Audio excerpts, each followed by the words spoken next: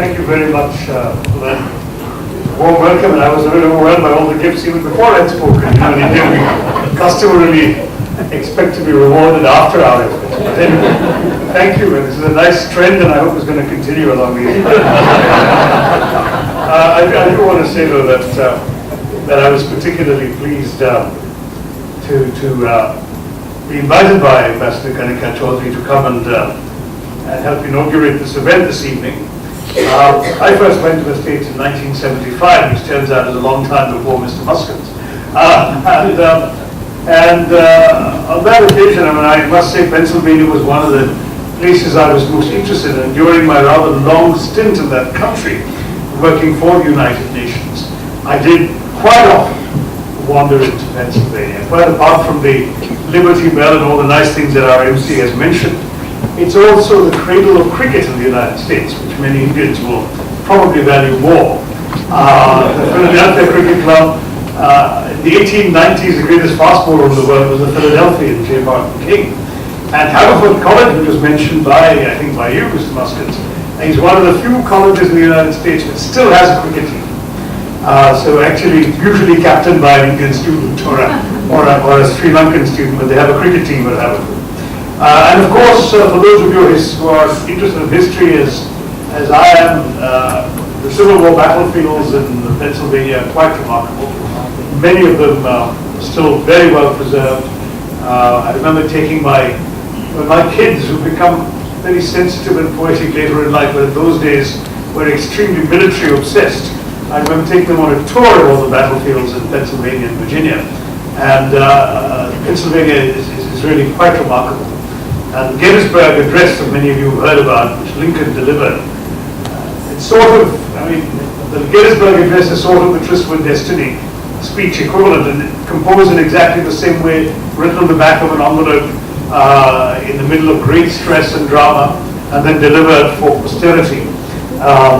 Very much Nehru's Tryst with Destiny and Lincoln's Gettysburg Address, and Gettysburg is in Pennsylvania. As are many other places, Spotsylvania Courthouse and God knows what else, and there's lots to go and see in Pennsylvania, and of course there are these very fine educational institutions. I was asking Mr. Muskins whether he was Dutch, and I turned out to be lucky guess he is originally Dutch. But you see, for the longest time, one of the best known groups, ethnic groups in the United States, were a group of people called the Pennsylvania Dutch, except they weren't Dutch. The Americans got it wrong. They were actually German, so they called themselves the Pennsylvania Deutsch. And the Anglo-Saxons compressed that to Pennsylvania Dutch, and so we have genuine Pennsylvania Dutchmen here.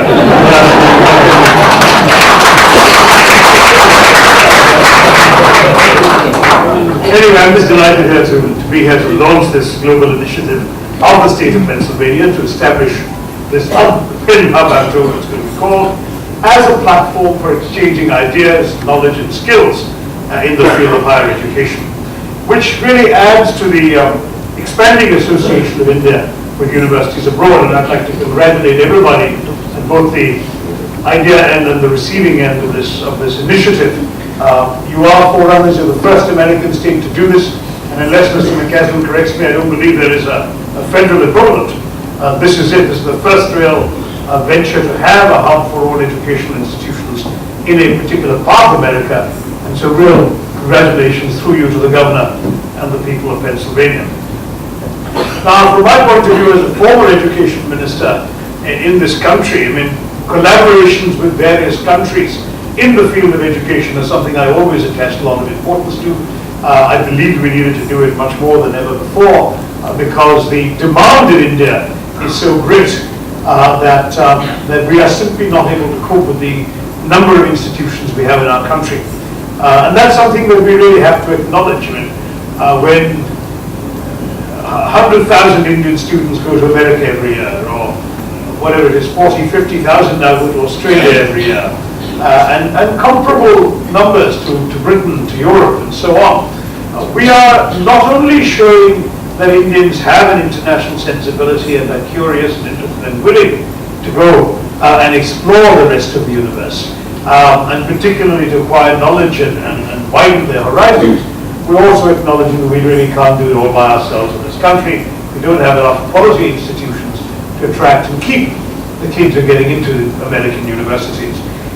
So we have been quite consciously, my government, before the present one, was quite conscious about expanding this. We concluded the trilateral memorandum of understanding with Brazil and South Africa as far back as 2007. We did this with we did the same thing with the British High Commission, the MOU in 2008 for an India-UK higher education leadership development program. In 2009, we expanded this to include the European Union and separately the Czech Republic. But the biggest of all, undoubtedly, and the most ambitious and far-reaching, was the India-US educational partnership, as the Minister Councillor, Mr. McCaffrey, reminded us. The 2009 Singh Obama Knowledge Initiative, or SOKI as these bureaucrats often abbreviate it to, was a very important step in actually developing Indo-US collaboration, in providing faculty exchanges, joint research and collaborations in critically important fields such as climate change, public health, sustainable development and food security. But this hub is not restricted to any particular areas. They basically come and said all educational institutions teaching all subjects, and I think it's terrific that a state from the US has come forward to partner with various Indian educational institutions, including the ones who are represented here, and of course the ones who haven't made it yet through Bombay's favor of traffic. Now, the presence of foreign institutions under this kind of framework does have an important influence. It's a limited influence, but a good influence on the education landscape of our country. I would say that we need to see more and more of a strategic educational partnership with the US. We need to see more intercultural appreciation. I didn't know about the business part of the hub, and I was invited here to talk about education. But I must say that business collaboration is increasing greatly between the two countries. And that requires the people of the two countries to appreciate each other and understand each other better.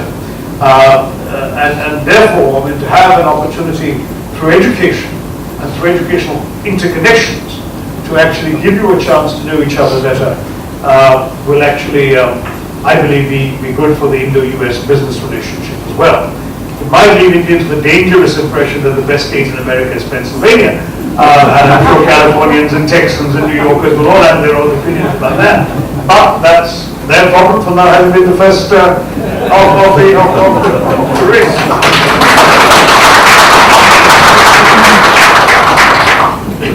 Now, we had a challenge. We introduced a foreign universities bill in Parliament that didn't get through because of resistance from a number of people, including particularly those who are now our government.